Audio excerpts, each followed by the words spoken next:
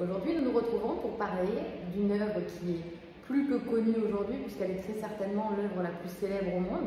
Elle est devenue une icône de l'histoire de l'art, c'est la Joconde, Mona Lisa, Lisa Gherardini. Peu importe son nom, cette œuvre emblématique de Léonard de Vinci. Si emblématique qu'aujourd'hui il est quasiment impossible de la restaurer. Si on lui redonnait ses couleurs d'antan, si on enlevait son vernis qui a jauni et qui s'est craquelé, les visiteurs ne la reconnaîtraient plus. Elle est une icône de l'art intouchable. Léonard de Vinci a commencé à la peindre en 1503 et l'a gardée jusqu'à la fin de sa vie en 1519 avec lui, et il n'a jamais cessé de la retoucher. Donc l'œuvre n'a jamais été livrée.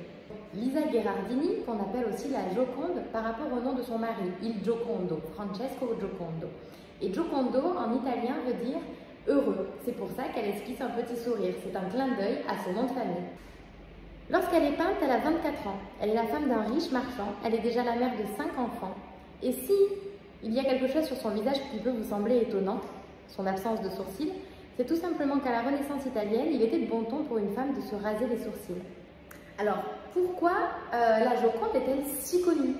Comment est-elle devenue une icône de l'histoire de l'art? Pour plusieurs raisons. Alors, évidemment, on a parlé de son regard qui nous suit, peu importe l'espace où on se place devant elle. On a parlé également de son sourire, que nul autre artiste n'a réussi à reproduire, du sfumato, qui est la technique inventée par Léonard de Vinci pour flouter un peu les contours, qui est dû à une double source lumineuse, une à l'avant, une à l'arrière du tableau, et à cet effet atmosphérique un peu brumeux qui rend les contours du paysage et de la figure un petit peu floutés. Mais elle est aussi restée connue parce qu'elle a été volée et qu'elle a donc été très médiatisée. Elle a été volée dans le Louvre, les surréalistes ont été mis en cause et toute cette enquête pour retrouver l'œuvre a fait énormément parler d'elle. Et c'est pour ça qu'aujourd'hui, elle est l'œuvre la plus vue, la plus visitée au Louvre.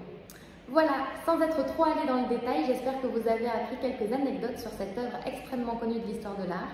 Je vous souhaite une très belle semaine et vous dis à la semaine prochaine pour une nouvelle œuvre.